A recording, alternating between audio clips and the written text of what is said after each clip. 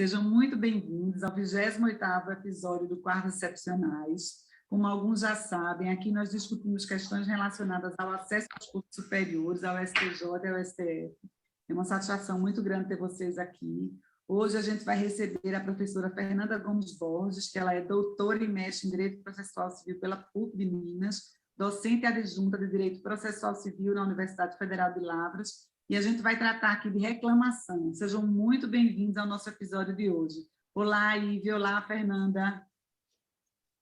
Olá! Fernanda, querida, que prazer te receber aqui. Para mim é uma alegria, é uma honra ter uma pessoa, uma professora tão renomada quanto você no nosso projeto.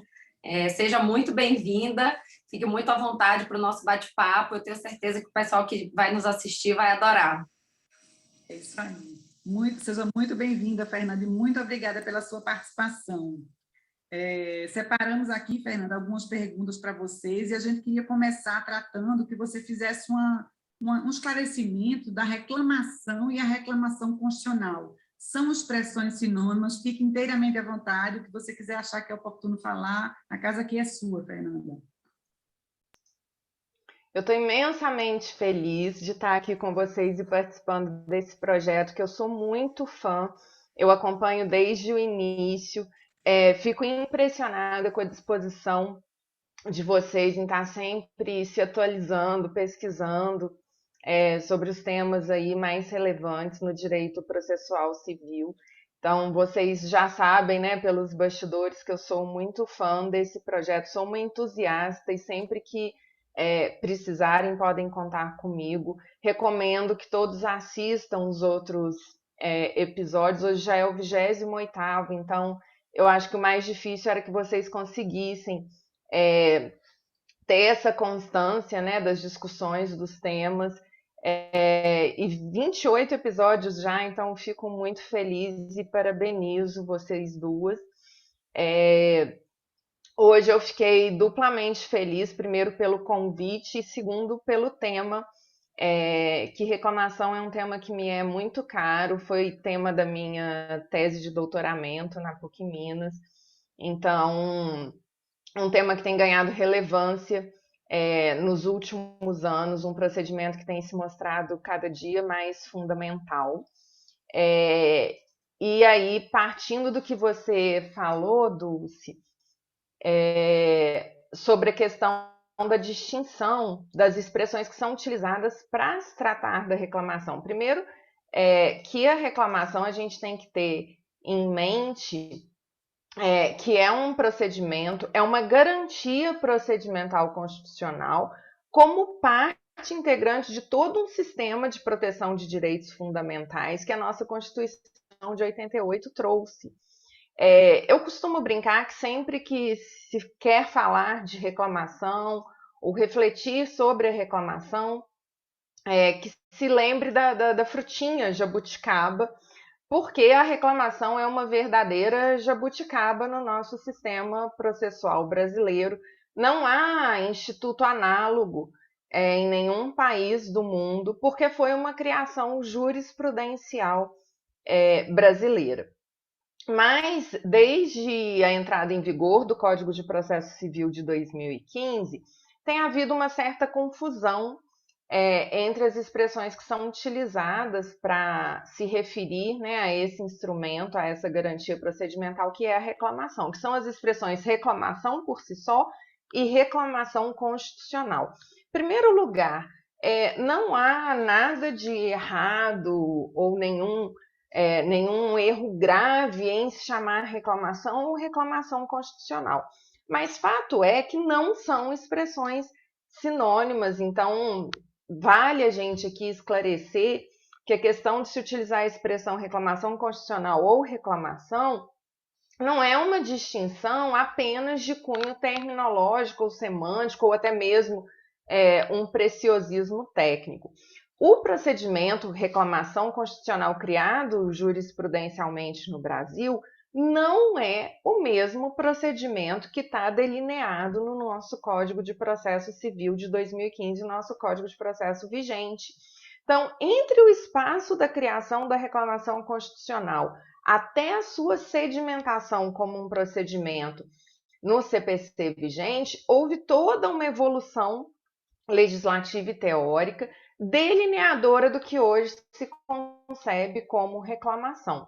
Então, inicialmente, a reclamação constitucional foi arquitetada para preservar a competência e manter a observância das decisões do Supremo Tribunal Federal.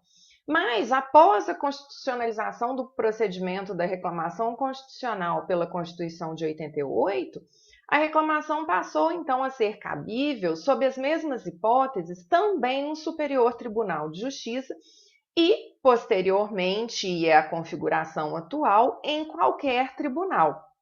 Então, sem contar, né, toda uma expansão que foi feita pela Emenda Constitucional número 45 de 2004, que previu a reclamação constitucional para garantia também da observância das súmulas vinculantes, tanto administrativa quanto judicialmente, conferindo, então, uma certa autonomia ao procedimento da reclamação constitucional quanto à pré-existência de qualquer outro processo. Então, houve toda uma evolução legislativa e teórica que culminaram, então, nesse procedimento que hoje é chamado reclamação. Então, o Instituto foi criado jurisprudencialmente como reclamação constitucional. Por quê? Porque, inicialmente, tinha como função preservar a competência do Supremo Tribunal Federal e manter a autoridade das suas decisões. Por isso, o Instituto se chamava reclamação constitucional. Hoje, a partir de toda uma evolução constitucional, legislativa, teórica, que eu vou falar um pouquinho, a gente chegou ao Código de Processo Civil de 2015 e a expressão mais correta tecnicamente, mais adequada tecnicamente, é apenas reclamação. Por quê? Porque ela não é mais só interposta perante ao STF, e sim perante todo e qualquer tribunal brasileiro, ok?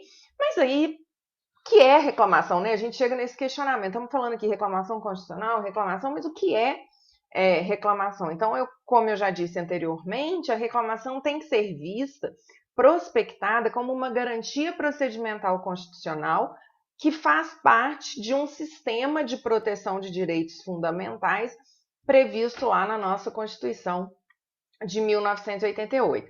E a reclamação, ela se presta a combater decisões que violem manifestações dos tribunais e também a competência desses tribunais. Então, a gente pode concluir que a reclamação é uma ação de conhecimento incidental, justamente porque exige uma petição inicial do reclamante quando é formalizada, ao formular sua pretensão ao tribunal destinatário, havendo necessidade de uma posterior citação do reclamado em respeito ao contraditório e ampla defesa, possibilitando, então, uma defesa por meio da peça contestação, afastando a ideia de que a reclamação seria um procedimento recursal, como ocorre com uma certa frequência na malsinada prática forense. A gente vai falar um pouquinho sobre isso também, sobre a natureza jurídica da reclamação.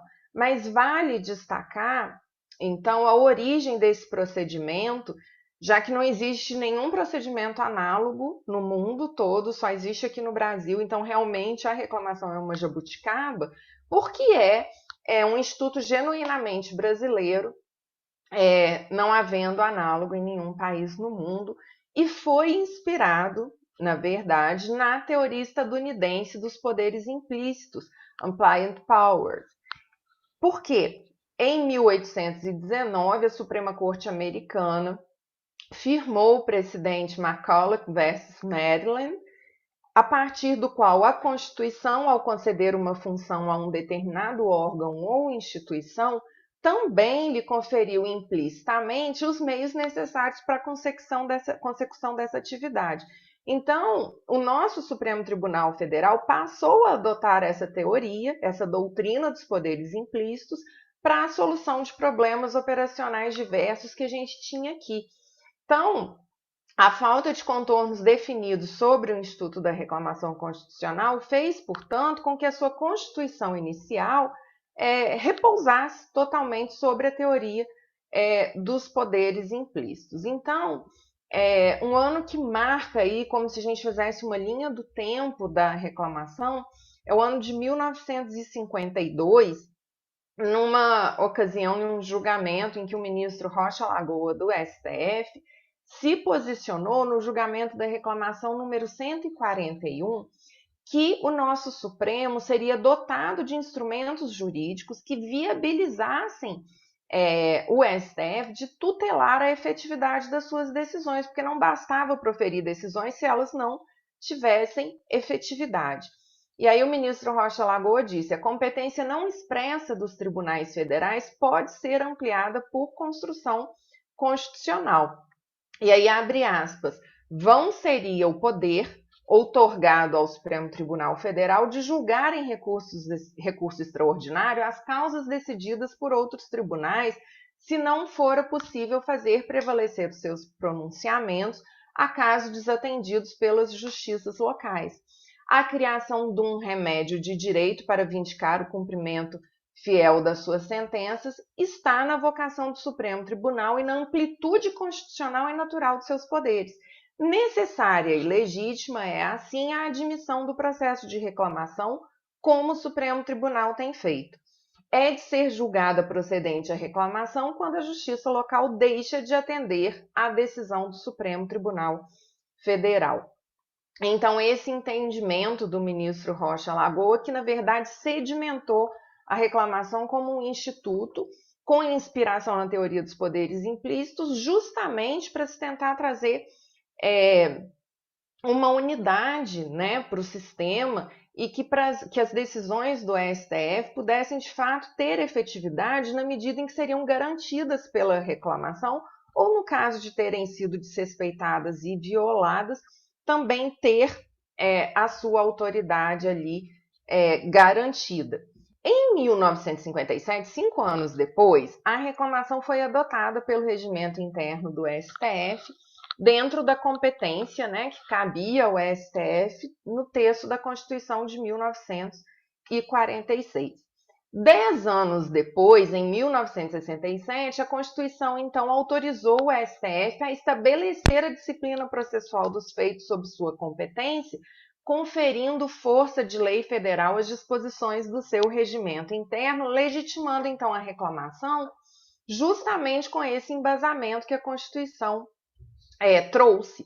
E aí, finalmente, em 1988, com a nossa Constituição Cidadã, o Instituto da Reclamação Constitucional foi alçado, ganhou status de instituto jurídico de nível constitucional, porque lá no texto dos artigos 102 e 105, a Constituição previu o cabimento da reclamação constitucional para, além de preservar a competência e a autoridade das decisões do STF, preservar a competência e a autoridade das decisões do STJ. 2 anos depois, foi editada a Lei 8.038, que trouxe, então, nos artigos 13 a 18, previsão legal aí do Instituto da Reclamação, sendo que esses dispositivos da Lei 8.038 foram revogados pelo nosso Código de Processo Civil vigente.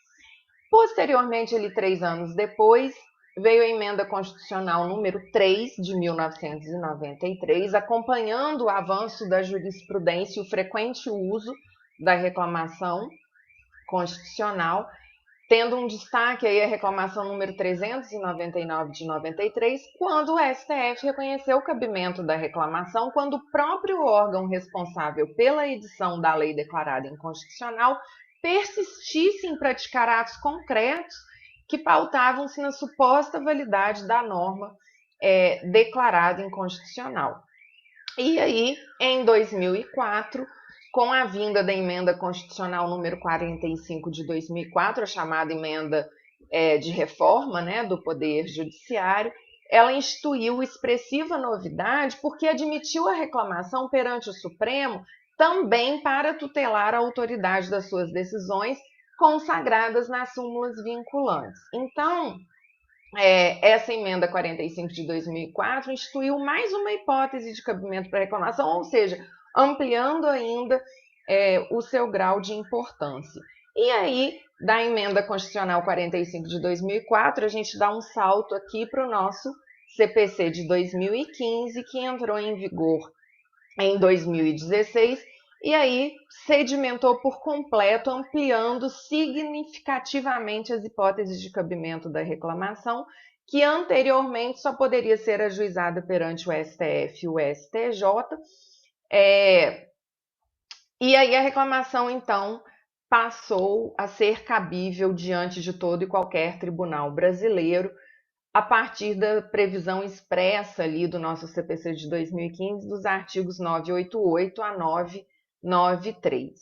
Mas a gente, infelizmente, não pode parar aí no nosso Código de Processo Civil de 2015, por quê? Porque vivemos no Brasil e o nosso país é um pouco generoso na produção legislativa, e aí apenas um mês após a entrada em vigor do CPC de 2015, ele já sofreu uma reforma com a Lei 13.256, de fevereiro de 2016, porque essa Lei 13.256 alterou sobremaneira os incisos 3 e 4 da reclamação do artigo 988, parágrafo 5º, que trata justamente da observância de enunciado de súmula vinculante, né? E no parágrafo 5º, parágrafo 5º do artigo 988, que eu disse, com a inclusão de 2 filtros aí recursais.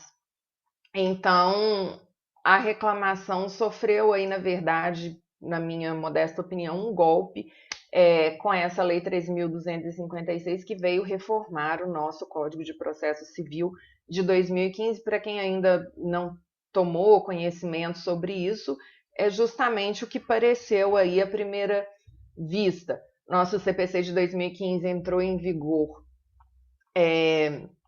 em março de 2016.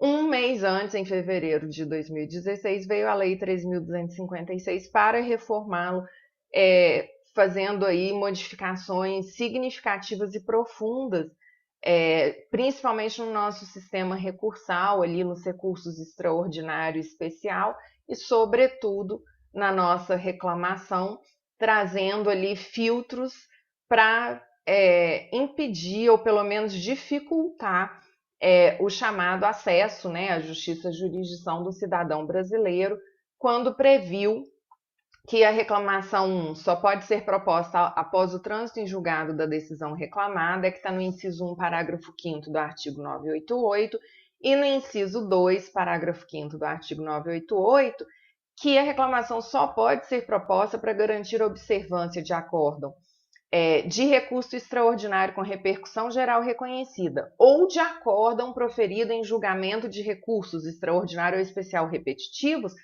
quando esgotadas as instâncias ordinárias, ou seja, criou-se um muro, construiu-se um muro ali para que o cidadão conseguisse chegar direto ao STJ e ao STF, e, a meu ver, é bastante prejudicial. Por quê?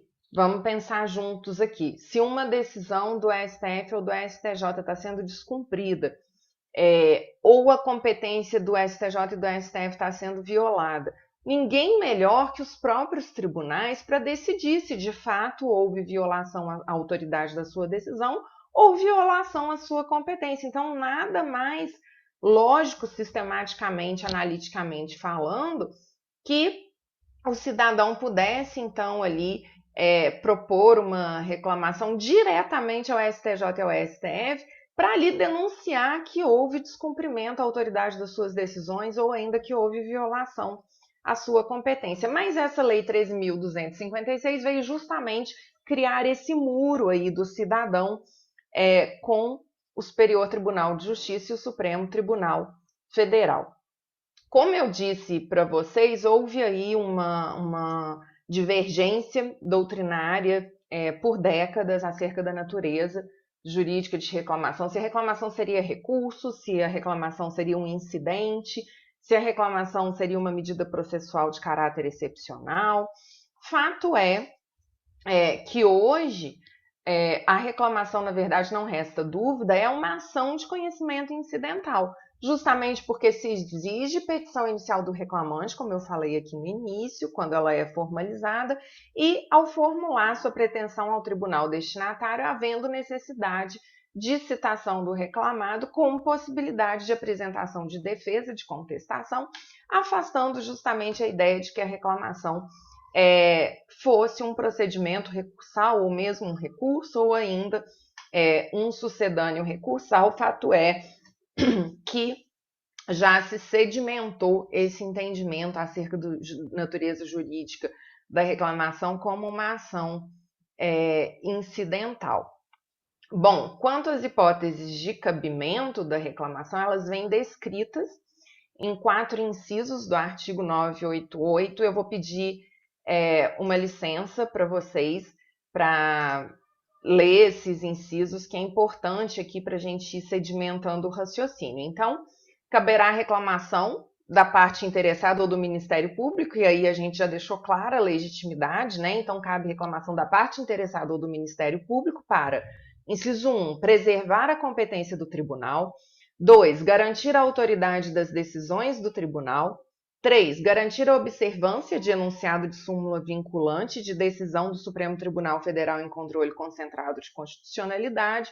Inciso 4, garantir a observância de acórdão proferido em julgamento de incidente de resolução de demandas repetitivas ou ainda de incidente de assunção de competência. Então, a legitimidade é da parte interessada. Quem seria a parte interessada? Justamente quem foi prejudicado, né, por uma decisão que ou ali contrariou alguma decisão anterior do próprio tribunal, ou que teve a competência do tribunal violada, desrespeitada. Então, legitimidade da parte interessada ao Ministério Público. Prazo. Qual o prazo, Fernanda, para interpor a reclamação? Não há prazo. Por quê?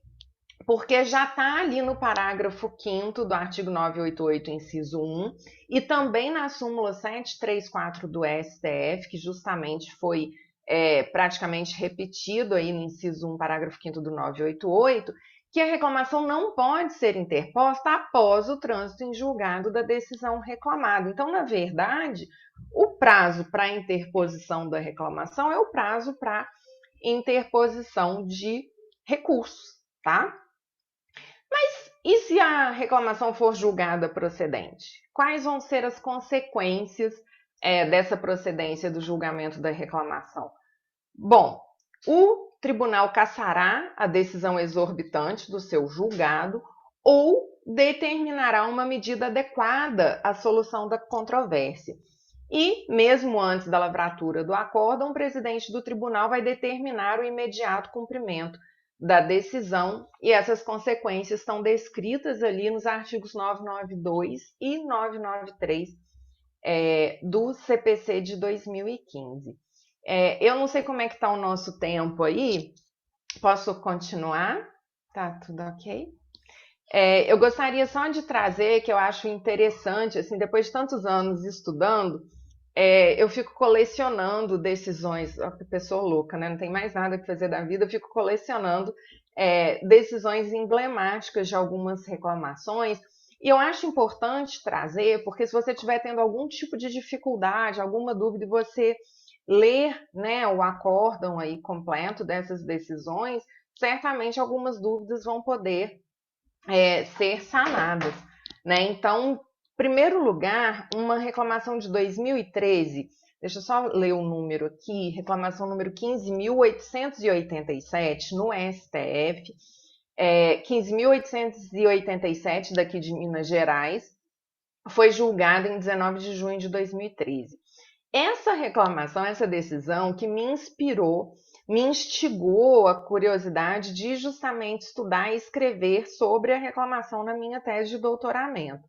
Então, essa decisão que garantiu o direito fundamental do povo aos direitos de liberdade democrática, de livre manifestação do pensamento e de reunião, em que pese algumas discussões políticas, ideológicas, a questão não é essa, a gente está tratando, na verdade, aqui tecnicamente do procedimento da reclamação, mas a situação fática que originou o julgamento dessa reclamação 15.887, na verdade, teve início em junho de 2013 como consequência de um estado ali de insatisfação popular, de manifestações populares de protesto por todo o país, e tais manifestações se deram no intuito ali de questionar, contestar gastos públicos que estavam sendo despendidos pelo governo brasileiro no evento esportivo Copa do Mundo de Futebol. Não sei se vocês estão lembrados. E foram gastos públicos destinados a construções e reformas de estádios de futebol.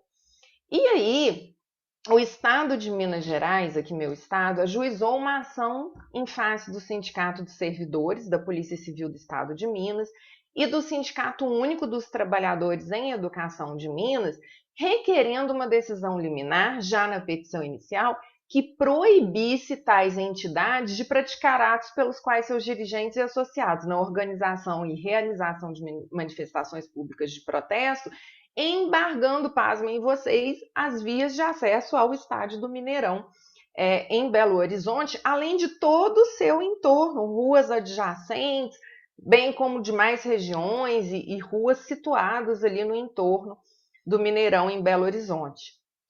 O Tribunal de Justiça de Minas deferiu liminarmente esses requerimentos, ordenando que as citadas entidades se abstivessem de organizar manifestações populares, ou seja, proibindo que essas entidades organizassem manifestações populares e prática de atos. E aí, na inicial da medida cautelar, o TJMG fixou uma multa diária no valor de R$500 mil em caso de descumprimento.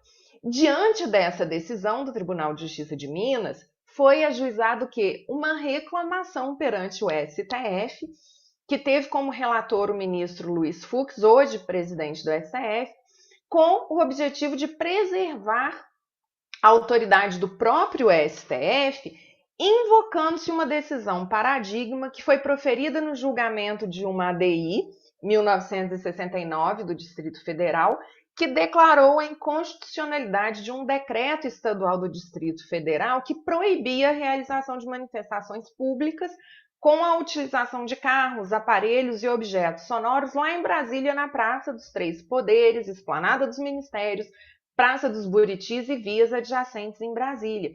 E aí, o STF julgou procedente essa reclamação, reformando, lógico, óbvio, a decisão do Tribunal de Justiça de Minas, entendendo pela legitimidade e democraticidade das manifestações populares realizadas.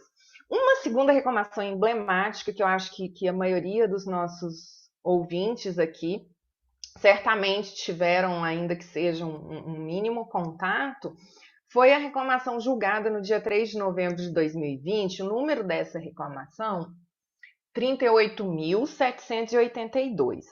Essa reclamação foi daquele caso emblemático da Netflix, daquele programa Porta dos Fundos. Então, a segunda turma do STF cassou uma decisão do desembargador do Tribunal de Justiça do Rio de Janeiro, Ívio, que havia determinado a suspensão da exibição do vídeo, abre aspas, especial de Natal Porta dos Fundos, a primeira tentação de Cristo, fecha aspas, da produtora Porta dos Fundos na plataforma Netflix.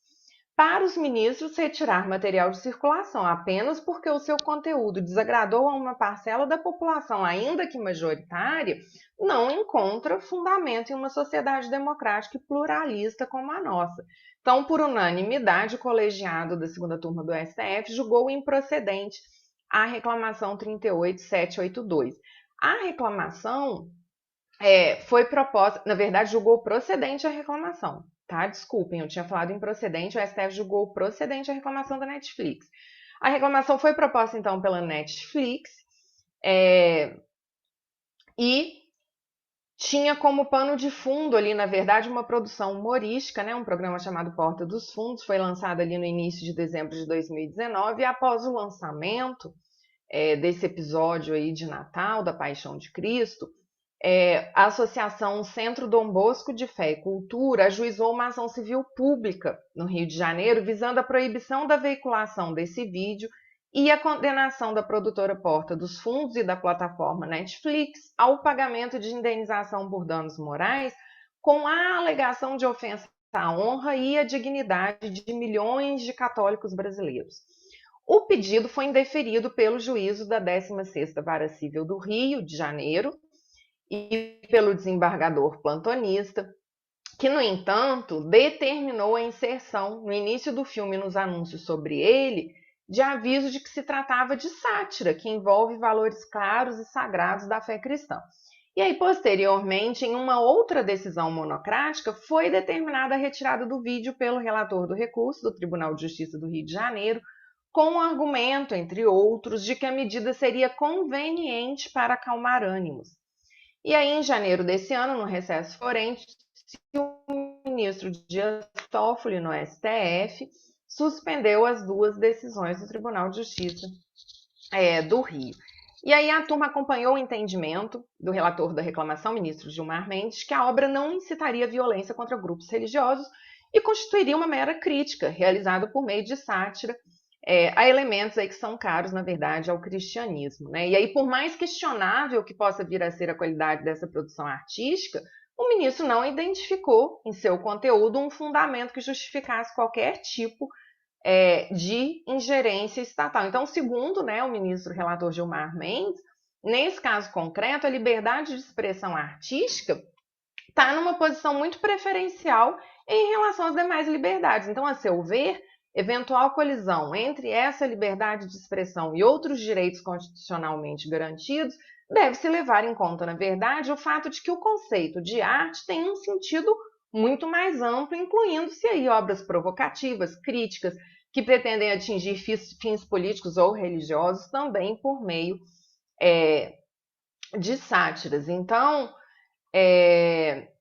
o ministro Gilmar Mendes destacou ainda que a Netflix cumpre as exigências das normas de classificação indicativa e apresenta de forma clara ao seu público um aviso etário, né, da idade ali, de gênero e demais informações que permitem a escolha individual da programação, né, conforme realmente determina o Estatuto da Criança e do Adolescente. Então, para o ministro Gilmar Mendes, a censura com a definição de conteúdos que podem ser divulgados deve se dar em situações excepcionais para evitar uma verdadeira imposição de determinada visão de mundo ali, né? Então, o ministro Gilmar Mendes frisou ainda que atos estatais de qualquer de suas esferas de poder praticados sob a justificativa da moral e dos bons costumes ou do politicamente correto apenas servem para inflamar o sentimento de dissenso, de ódio ou de preconceito da sociedade, né?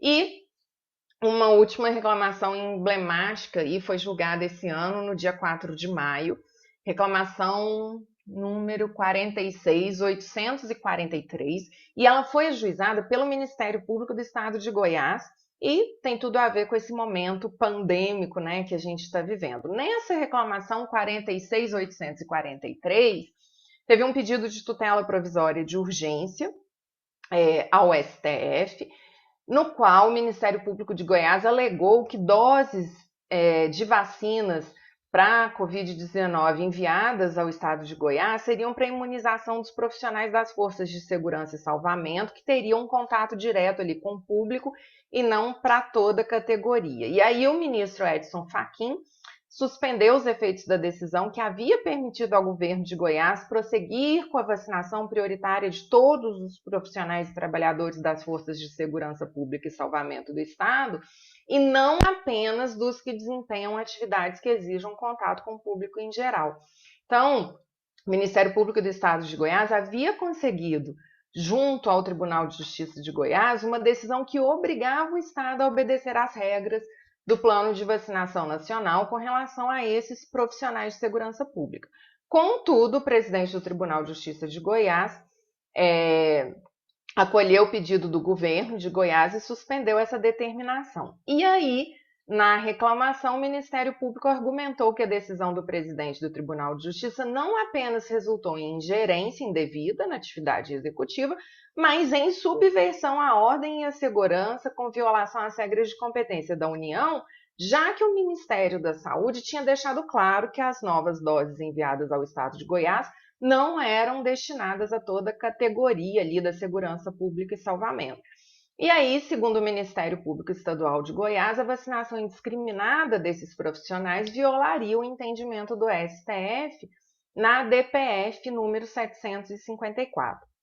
Então, na sua decisão, o ministro Fachin deferiu uma liminar nessa reclamação 46.843 e afirmou que é possível verificar que a decisão do Tribunal de Justiça de Goiás teria contrariado o decidido na DPF número 754, em que o plenário entendeu que não cabia ao STF determinar a alteração da ordem de prioridade dos grupos a serem vacinados. Isso não cabe, não é uma competência constitucional do STF.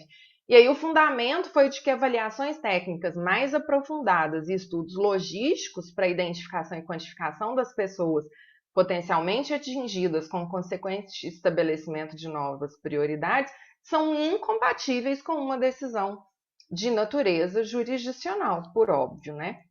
Então, segundo o ministro Fachin, o STF concluiu que é dever da União planejar e promover a defesa permanente contra calamidades públicas e determinou ao governo federal que divulgasse, com base em critérios técnicos científicos, a ordem de preferência entre os grupos prioritários, especificando, dentro de cada grupo, a procedência dos subgrupos nas distintas fases de imunização.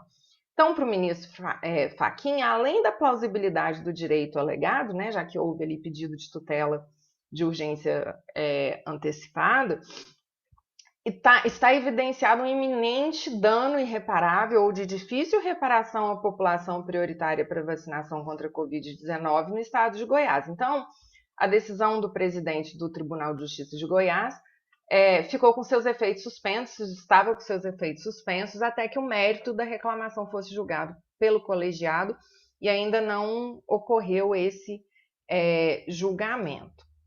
Eu queria saber como é que a gente está no tempo aí. Se querem fazer mais alguma pergunta, que daí eu vou encaixando o conteúdo aí nas perguntas. Uma verdadeira aula, né? Exatamente, sobre eu falo isso agora.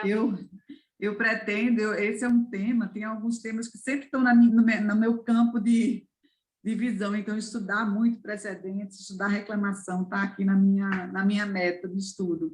Mas foi muito boa a sua aula, Fernanda, muitos esclarecimentos aí. Eu achei interessante, Ive, quando ela falou das alterações do artigo da Lei das Maldades, né? Que Ive também... Da Lei das Maldades. Mas, assim, eu acho... você também tem algumas questões para ela, né, Ive? Sim, sim. Eu queria só pontuar, Fernanda, parabéns aí pela aula que você deu para uma pergunta tão pequena, saiu um aulão de reclamação, acho que o pessoal vai adorar.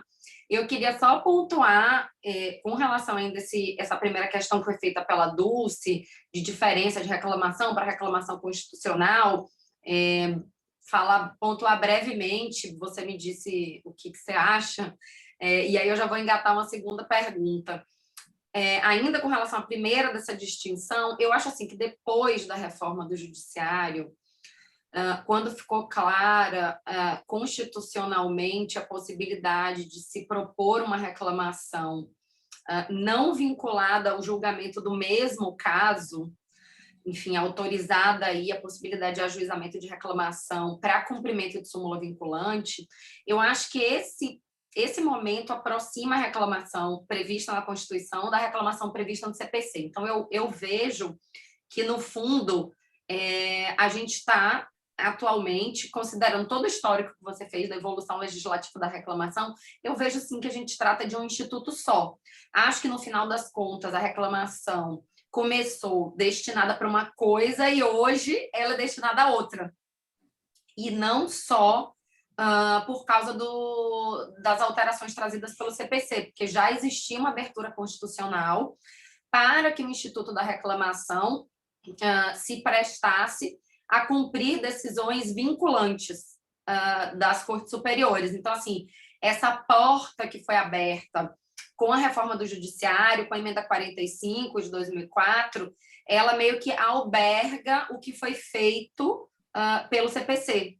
Então, assim, se a Constituição autorizou a possibilidade de ajuizamento de reclamação para cumprimento de decisão vinculante, o CPC veio e disse, então hoje, enfim, sem entrar no mérito, tá, da constitucionalidade ou não dessa vinculação, porque senão a gente vai levar umas 5 horas falando aqui. Mas o que me pareceu lógico, partindo da premissa que parte o CPC.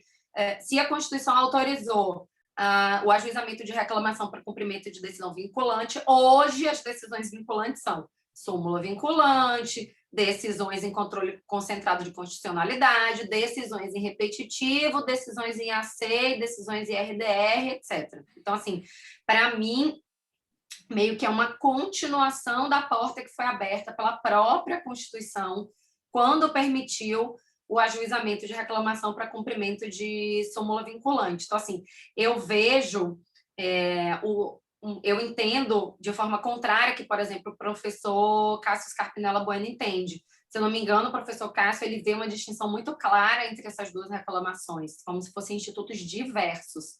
Eu não vejo dessa forma. Para mim, desde 2004, com essa autorização constitucional, o que me parece, certo ou errado, não entrando nisso, é que existiu uma abertura aí do Instituto da Reclamação, ou seja, ela não é mais a reclamação prevista, por exemplo, pela própria Constituição na sua redação original, em 88. Então, assim, eu queria só saber o que você acha, se você vê essa distinção clara, como o professor Cássio, ou se você entende que houve aí, enfim, que o que o CPC fez foi, na verdade, detalhar o que a Constituição já tinha autorizado na emenda 40. Excelente, Ive. Muito obrigada por tocar nesse aspecto aí, porque é fundamental, muito importante.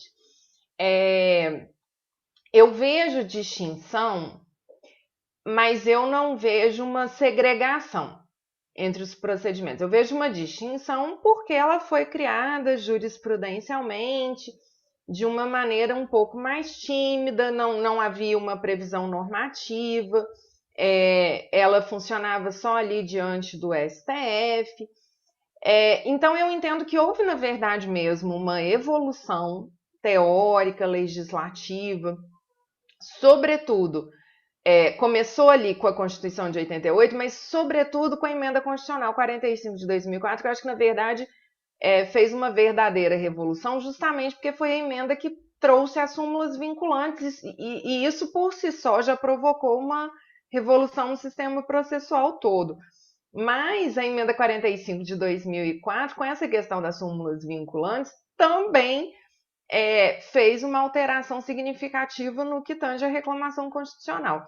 Então, eu não entendo que sejam procedimentos completamente distintos e segregados.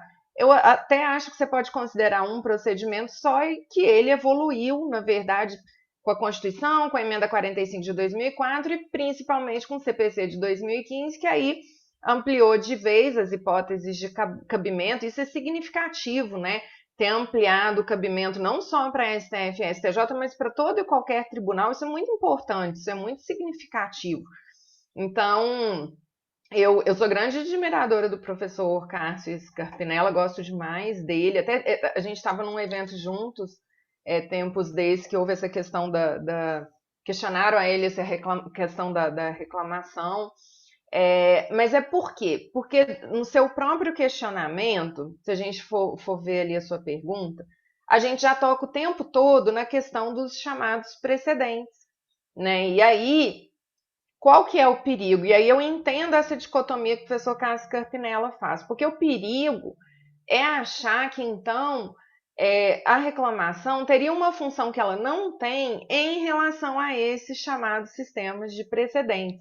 E aí, nisso, eu concordo com ele, porque eu acho que a função dela está muito clara na Constituição e no CPC de 2015, e aí alguns doutrinadores, ou mesmo a jurisprudência ali, né, as decisões que são ali provocadas, né, por até doutrinadores advogados que tentam forçar e ampliar um pouco essa função da reclamação, como se, por exemplo, ela pudesse fazer, o cidadão pudesse fazer distinction overruling, pudesse pretender essa distinção e essa superação desses chamados precedentes a partir da reclamação, mas ela não tem essa função. Essa é a minha opinião, e o professor Cássio Scarpinella tem essa opinião também. Acho que por isso ele faz a dicotomia aí dos procedimentos, e nesse aspecto eu concordo com ele.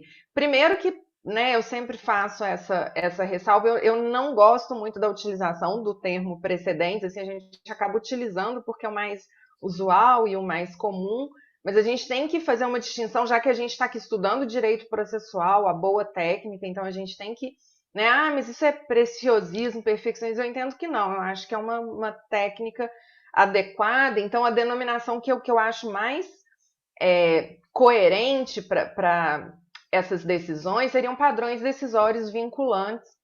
Nesse aspecto, eu gosto muito da concepção do professor Alexandre Câmara, foi até também tema da tese de doutoramento dele lá na PUC, né? Nós somos colegas, ele publicou um livro espetacular que ele trata dessa questão, que é levando os padrões decisórios vinculantes a sério, então eu até recomendo essa obra dele, que aí então eu entendo mais adequado a gente utilizar padrões decisórios vinculantes, já que o próprio CPC de 2015 não utiliza a expressão precedentes, né? Porque a expressão precedentes carrega uma carga poderia, ali. né?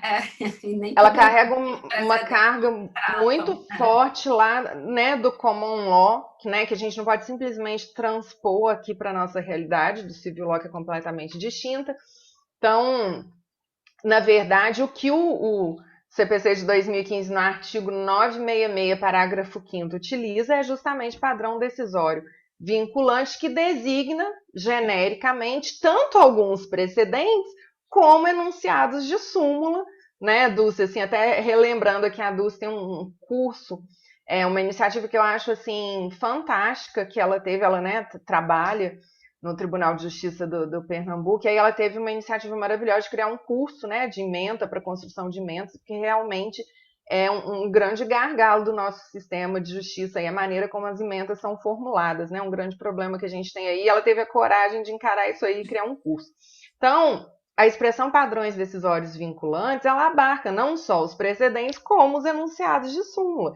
Então, são padrões decisórios vinculantes os precedentes e os enunciados de súmula que formalmente receberam, por imputação legal, uma eficácia vinculante. Como você disse, a gente nem vai entrar aqui, porque eu acho que a gente teria que fazer uma outra conversa só sobre isso, porque, por exemplo, é imprescindível que a gente toque na questão da chamada teoria ali da transcendência, né, dos fundamentos determinantes, dos motivos determinantes. Eu até escrevi um texto sobre isso, porque as decisões, né, mais importantes sobre a teoria da transcendência dos fundamentos determinantes foram proferidas em sede de reclamação. Mas aí a gente teria que ter uma conversa só para isso, assim, né? A gente vai marcar outro para falar. A gente fez recentemente, Fernanda, a gente falou sobre transcendência dos motivos determinantes nos precedentes, com Renato e Marcos. Deve ter, sei lá, umas 2, 3 semanas. A gente vai te chamar para uma réplica dos argumentos que eles defenderam lá, porque eu sei que você defende um posicionamento diferente. Mas, se você me permite, eu já queria emendar uma segunda pergunta. Posso? Então, vamos lá.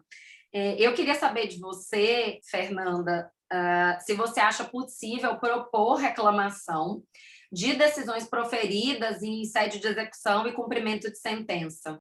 Em relação à proposição de reclamação na fase de sentença ou ainda na fase de cumprimento de sentença, o nosso próprio CPC de 2015 regulamentou e trouxe essa resposta, né, para essa indagação, porque no inciso 1 do parágrafo 5º do artigo 988, eu entendo que trouxe uma espécie ali de cláusula de exclusão do cabimento da reclamação, que não se admite a sua propositura após o trânsito em julgado da decisão reclamada. E qual seria a razão para isso? Ora, o instrumento mais adequado para isso, né, desconstituir ou modificar essa decisão, seria a ação rescisória, já que já teria ocorrido o trânsito em julgado. E aí, para argumentar com a viabilidade dessa reclamação na fase de execução ou de cumprimento de sentença, um dos fundamentos utilizados seria o de que também nessa fase o magistrado poderia proferir decisões contrárias a entendimento firmado pelos tribunais em súmulas de jurisprudência dominante, julgamento de casos repetitivos e etc. Então, a única possibilidade de reclamação na fase de execução ou cumprimento de sentença se daria em hipóteses relacionadas à validade do procedimento de cumprimento de sentença e dos atos executivos, ali nos artigos, se eu não estiver enganada, 518, 917, observados, claro, os pressupostos específicos do cabimento da reclamação. Mas o CPC de 2015, no parágrafo único do artigo 1015, autoriza a interposição do agravo de instrumento em face das decisões proferidas na fase de liquidação de sentença ou de cumprimento de sentença e mesmo do processo de execução. Então, é relevante a gente trazer aí que na fase de cumprimento de sentença, o CPC já prevê amplas medidas de efetivação da tutela jurisdicional que estão à disposição da parte, como, por exemplo, ali nos artigos 536, 537. Então, o descumprimento da sentença nessas condições impõe ao juiz, mesmo que de ofício, que determine as medidas constritivas necessárias à satisfação do crédito que foi declarado reconhecido lá na sentença. Mas deve ser lembrado que, caso haja fundamento para reclamação, a decisão reclamada proferida na fase de execução ou cumprimento de sentença deverá estar estreitamente relacionada aos atos e questões que são específicos do procedimento de cumprimento ou execução de sentença, jamais para contrastar a própria sentença condenatória transitada em julgado, que está fora do âmbito de tutela da reclamação, justamente porque já teria sido atingida pelo trânsito em julgado. Então, na verdade, assim, tudo, né, para se chegar à conclusão de que, né, se trataria de um erro grosseiro utilizar-se da reclamação nessas hipóteses, a fim de não banalizar o instrumento. Por quê? Porque ele não foi criado para isso. Sobretudo acerca de eventuais equívocos que possam surgir da interpretação meramente literal da hipótese de cabimento que está prevista lá no inciso 2 do artigo 988. Então, e também não se trata de, né, um preciosismo, um raciocínio restritivo, mas eu acho que muitas questões que têm surgido em relação à reclamação, ainda em relação aos precedentes, à fase de execução e cumprimento de sentença, a mim são originados esses problemas, na grande maioria das vezes, por não se respeitar a função, o papel para o que a reclamação foi criada. E é simples assim. O papel e a função da reclamação estão no texto da Constituição, não precisava ainda nem do CPC 2015, assim, agora ele é necessário porque ele ampliou, mas a função, o papel está exatamente ali. O que eu acho que é salutar, só para eu encerrar, é prospectar a função e o papel da reclamação em relação à interpretação desses padrões decisórios vinculantes. Aí sim, eu acho salutar e concordo, porque a parte lá interpõe a reclamação e traz aqui, por exemplo, traz aí para o Tribunal de Justiça do Rio de Janeiro. Olha, Tribunal de Justiça do Rio de Janeiro, juiz da comarca aqui, ó, desrespeitou a sua decisão proferida, né, nos autos tal, tal, tal. Então, para, né, denunciar ali que houve um desrespeito.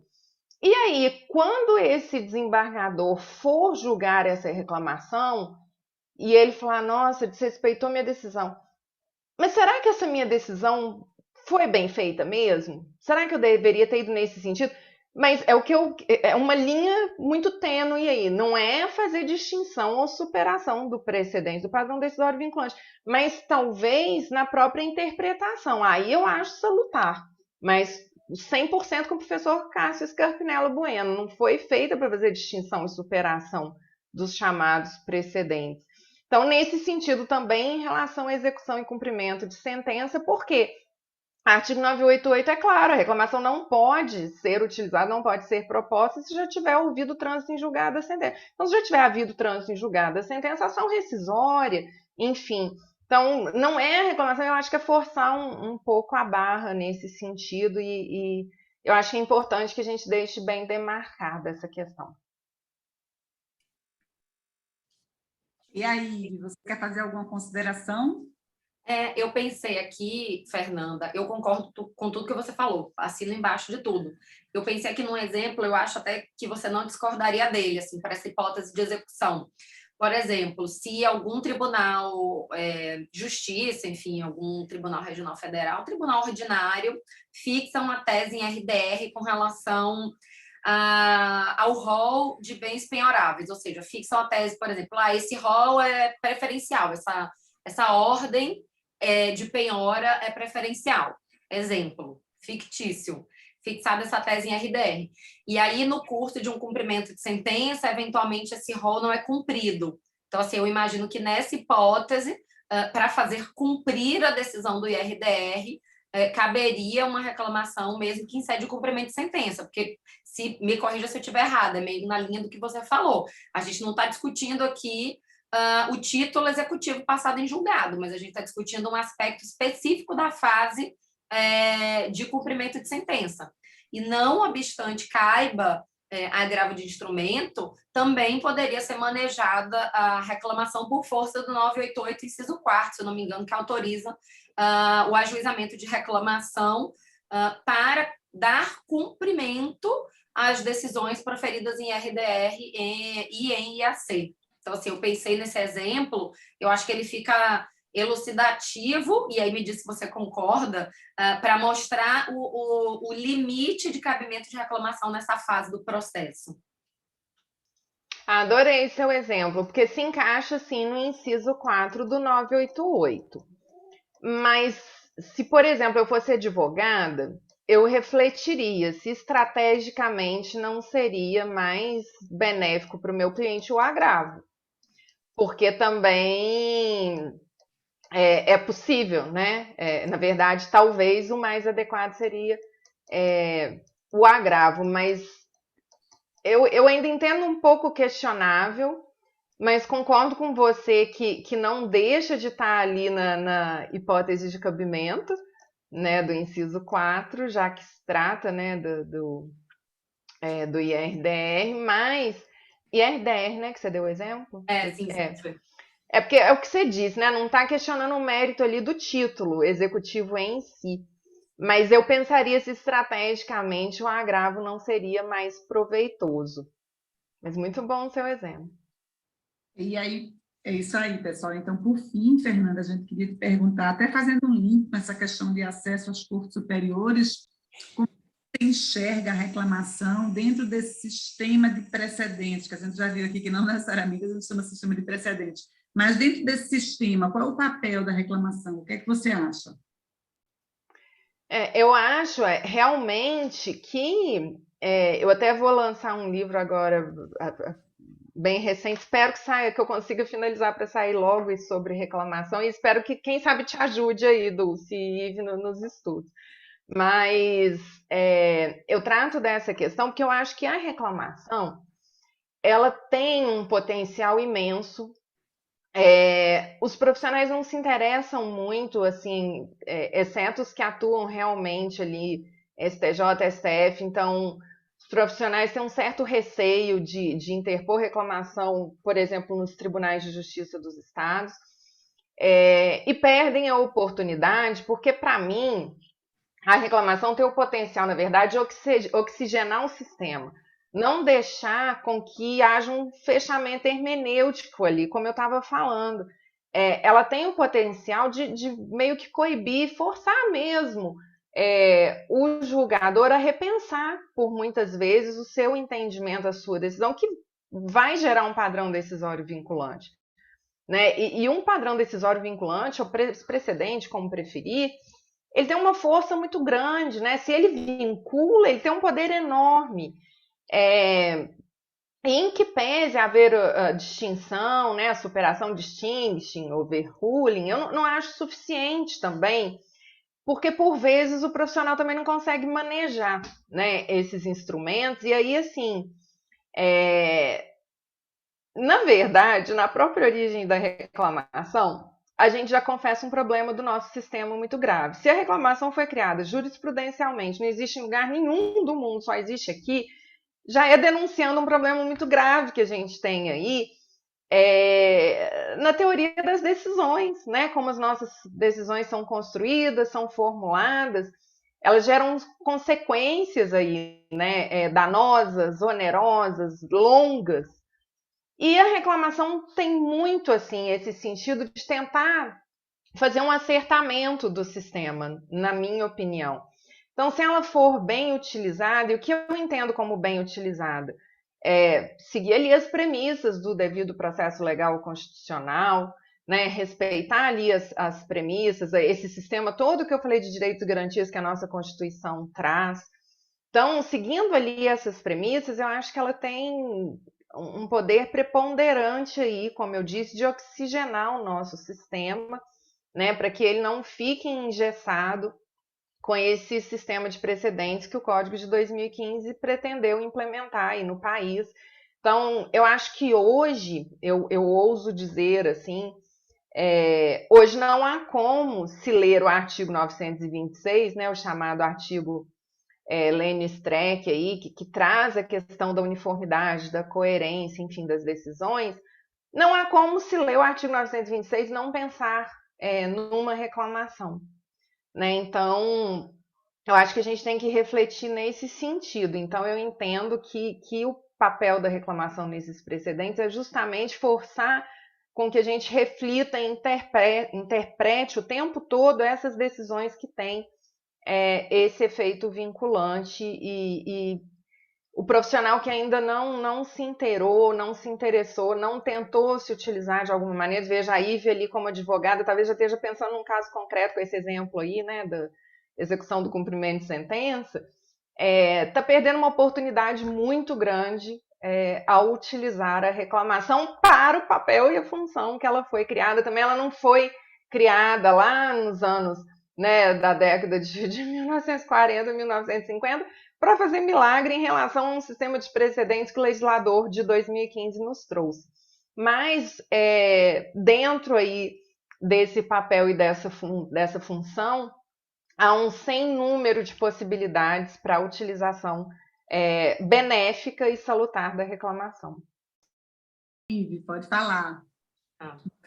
Eu vou te provocar mais um pouquinho, porque esse tema, você já falou durante a sua fala algumas vezes sobre essa questão de reclamação em precedentes, mas só para a gente deixar marcado aqui com relação a alguns posicionamentos seus que eu queria que você colocasse para os nossos ouvintes. Especificamente com relação à questão da superação e da distinção. Eu vou te colocar mais ou menos uma linha de raciocínio e eu queria que você, enfim, refutasse, me falasse o que você pensa. A gente recebeu, no nosso último encontro, a gente fez até ao vivo lá no nosso Instagram, o Bruno Fuga, que é um queridíssimo professor aí de mão cheia, escreve pra caramba. Eu já comentei, o Bruno, a gente foi colega de doutorado, né? Ele já concluiu, eu ainda às vias de. Mas eu falei para ele, nossa, eu queria ter a facilidade que você tem para escrever tudo que você pensa, né? E a tese de doutorado dele foi sobre reclamação e especificamente sobre superação de precedentes e reclamação. E na live que a gente fez, eu comentei rapidamente, o Bruno super conhece, a gente conversou muito sobre o assunto. Eu cheguei a escrever e publicar com o professor Eduardo Alvim um artigo sobre a questão de como, enfim, se fazer superação de precedentes com o estofo legislativo aí que o CPC deixou para a gente, e a gente teve a oportunidade de defender que a reclamação não é um veículo para a realização de superação de precedentes. Superação tem que vir de um processo gradual, lento, com alterações significativas aí, enfim, históricas, políticas, sociais, porque, enfim, uma decisão vinculante, ela tem uma função aqui no nosso sistema, que é de tentar trazer um pouco de estabilidade, né, para a dispersão jurisprudencial. Então, assim, não se pode pensar em superar uma decisão vinculante que acabou de se declarar vinculante, mas, ao mesmo tempo, não se pode fechar o sistema. Então, enfim, a gente tem aí a possibilidade de interpor recursos e a nossa crítica é justamente a fechada de porta que foi dada pela Lei das Maldades, a 3.256. Porque para que exista essa oxigenação do sistema, a via legítima é a via recursal, e a Lei das Maldades fechou essa porta, mas a reclamação mesmo assim não serviria para isso. E, enfim, a gente traz uma solução lá pelo 489, parágrafo 1º, incisos 5º e 6º. Então, assim, eu sou claramente defensora do descabimento de reclamação para a realização de superação de precedentes. Eu acho que seria um caminho muito curto, muito rápido, para uma decisão que precisa de reflexão, de amadurecimento. Com relação à distinção, a princípio eu também acho que não é a via correta. No entanto, a bagunça que foi feita pela Lei 3.256 fechou as portas recursais. Essa lei ela deveria ser declarada inconstitucional pelo Supremo Tribunal Federal, mas como que eu vejo uma possibilidade aí da gente se salvar pelo Instituto da Reclamação para a realização de distinção? Quando a gente fala, e eu vejo duas saídas aí, uma acho que mais honrosa que a outra, mas eu vejo duas janelas abertas para distinção, enfim, o manejo de reclamação para fazer juízo de distinção. O primeiro é pelo próprio inciso 1º do 988, quando fala que cabe reclamação para garantir a autoridade das decisões. Então, quando a gente está falando que o STJ, o STF, enfim, proferiu uma decisão vinculante, eles são responsáveis, inafastavelmente, pelo controle da aplicação dessa decisão. Então, assim, garantir a autoridade da decisão seria garantir que aquela decisão vinculante vai ser aplicada corretamente. Então, eu acho que poderia ser uma forma não distorcida do sistema para o cabimento de reclamação para distinção. E uma forma um pouco mais distorcida, porém pode ser lançada em caso de extrema necessidade para evitar a inviabilização do acesso do jurisdicionado à Corte Superior, é a aplicação por analogia, se não me engano, do parágrafo 4º do 988, que é o que diz que cabe reclamação para esse juízo aí de distinção nos casos de RDR e de AC. Isso é vedado apenas para as decisões tipicamente vinculantes dos tribunais superiores, são as decisões proferidas em repetitivo. Então, não desconhecemos o fato de que isso era cabível antes e que a Lei das Maldades tirou essa possibilidade. Então, assim, é um claro recado do legislador que não é para caber, mas acho que se for feita uma interpretação sistemática aí dos dispositivos de reclamação, seria possível apelar para este recurso de uma interpretação extensiva no caso do parágrafo 4º. Como eu te falei, tecnicamente, e aí eu acho que talvez seja a sua posição, não concordo com o manejo da reclamação para isso. No entanto, considerando que uma lei manifestamente inconstitucional ainda não foi declarada dessa maneira pelo tribunal competente, a reclamação seria meio que uma tábua de salvação, ainda que o STJ tenha fechado essa porta também no julgamento aí recente de uma reclamação.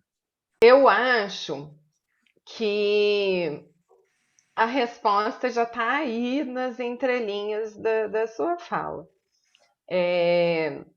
Eu não consegui assistir tudo ainda da conversa de vocês com o Bruno, que é um grande amigo. Esse livro dele é excelente, que foi fruto da tese de doutoramento dele, Superação de Precedentes. Eu acho ele um pouco mais ambicioso que eu, assim. Mas isso não é uma crítica, porque, na verdade, a gente consegue mudanças e grandes avanços com uma certa ambição também, né? Uma certa ousadia, assim. Eu sou um pouco refratária, partindo da ideia que a origem veio dessa lei aí, né? É o lado negro da força, e a Lei 13.256, ela não foi declarada inconstitucional. Então, para mim, é meio fruto da árvore envenenada, sabe? Tudo que tem origem aí dessa lei, para mim, já está nascendo, sabe? Meio viciado. Então, mas é um posicionamento, assim, que eu tenho tido dificuldade em mudar, assim. Não me convenceram ainda. E eu acredito, por outro lado, que se essa lei fosse declarada inconstitucional, se ela nem nunca tivesse existido, a reclamação poderia mesmo ter um papel muito mais preponderante nesse sistema de precedentes, porque é o que eu falei em algum momento aqui da nossa conversa. Eu entendo extremamente útil e salutar que chegue a reclamação a um tribunal, ao STJ, por exemplo, e fale: olha, STJ, juiz da minha comarca aqui de Lavras, interior de Minas Gerais, está descumprindo a sua decisão. O STF está descumprindo aqui a súmula vinculante. Eu acho extremamente salutar e que o próprio tribunal tome conhecimento disso e decida isso. E aí veio a 13.256 e diz: não, só pode interpor reclamação, e aí, né, nos casos, se houver esgotamento das instâncias ordinárias. Eu acho isso horrível, péssimo, para o cidadão e para a lógica do sistema e para a lógica do sistema de precedentes que se tentou implementar. Então, realmente, eu sou bem refratária a qualquer situação que tenha origem nessa lei 13.256. Mas eu entendo perfeitamente seu posicionamento, pensando aí como advogada mesmo, em, né, estratégia prática para que a gente possa lidar aí, né, com o sistema, porque, infelizmente, né, eu falando assim, às vezes algum aluno da graduação está ouvindo: nossa, imagina que lindo, né, o juiz da comarca de Lavras descumpre aqui a decisão e leva ao próprio TJMG, por exemplo: olha, está descumprindo, isso aqui lindo. Mas a gente sabe que na prática, né, não é assim, né? Não é o julgador que toma contato e lê e de fato decide, nem tem tempo hábil para isso, é um volume de processo enorme, que já é uma outra discussão também. Então, assim, eu entendo perfeitamente o seu questionamento para a gente tentar achar a solução para. E o processo deve servir para isso. A ciência processual não é para a gente ficar aqui na teoria também elocubrando, né? Porque tem que ter uma utilidade prática. Então, eu entendo o seu posicionamento e talvez eu, em algum processo, tentasse criar ali uma técnica, né, em relação ao inciso 4, que eu acho que cabe. Então, né, tá ali num repetitivo, tá ali num IAC, eu entendo que, né, pode ser uma tentativa, assim, mas aí a depender das decisões que viriam daí, né? Assim, eu fico muito presa também aí a teoria da decisão de problemas que a gente nunca superou, e aí, né, a gente vai criar uma nova técnica e criar, né, algum problema, então a gente teria que ver a decisão que surgiria daí, né? Então, é o que eu disse, assim, mas meu entendimento, no geral, é de que reclamação passa muito longe da função de poder fazer distinção ou superação de precedentes, na minha opinião, mas quem sabe, né? Talvez eu mude de opinião por questões práticas, assim, mesmo, né? E o nosso sistema, na verdade, é o que eu estou dizendo, ele não é essa utopia, ele não é lindo e funciona, né? Infelizmente. Então, se funcionasse, talvez a gente não estaria aqui nem discutindo esse instituto, porque, como eu disse, ele foi criado no Brasil pelos problemas imensos, graves e peculiares que a gente só tem aqui no Brasil. Então, por isso, a gente tem o fato da gente ter reclamação é confessar que a gente tem essas questões, né? Então, eu entendi o seu questionamento, assim, para uma utilização prática, mas meu ponto de vista, assim, ainda continua no geral nesse sentido. Perfeito, Fernanda. Eu agradeço muito as suas considerações. Assim, eu acho que é um contraponto, enfim, com muito embasamento teórico, um contraponto excelente. Enfim, ao que eu falei aqui, ou que a gente conversou com o Bruno no nosso último episódio. Eu agradeço bastante as suas considerações. Eu também, Fernanda. Muito obrigada pela sua aula, foi muito bom. Aprendi bastante. Agradecemos muito a sua participação aqui no Quarto Excepcionais, né, Ivy? E agradecemos também a todos que estão nos acompanhando. E mandem sempre sugestões, dicas de tema. A gente aqui é um prazer quando vocês, de alguma forma, né, se inscrevam no nosso canal do Quarto Excepcionais e também no nosso Instagram, que é um um canal também de comunicação para que vocês possam sugerir o que vocês precisam. Mas é isso aí, pessoal. Muito obrigada pela participação e muito obrigada pela sua presença, Fernanda.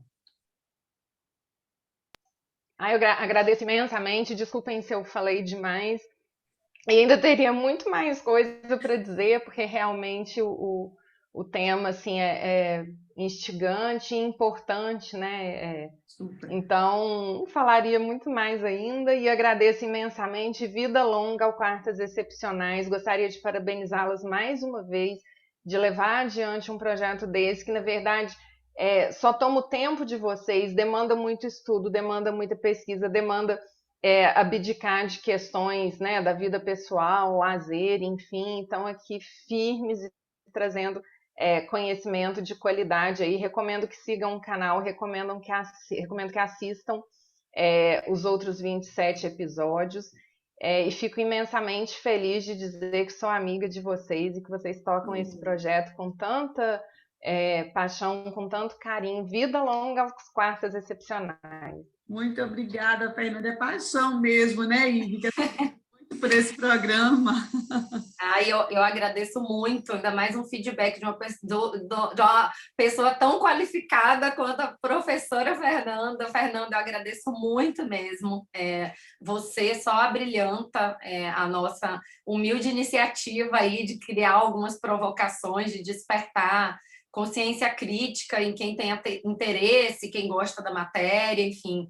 Mas essa iniciativa não seria nada sem a qualidade dos nossos queridos amigos que estão topando essa empreitada conosco, e você, com certeza, é uma delas, uma das mais queridas e uma das mais brilhantes. É isso aí. Eu queria só aproveitar e deixar um beijo enorme para os meus alunos aqui da Universidade Federal de Lavras, os meus orientandos lá no GEPROC. Um beijão para as meninas do Elas no Processo. Muito obrigada.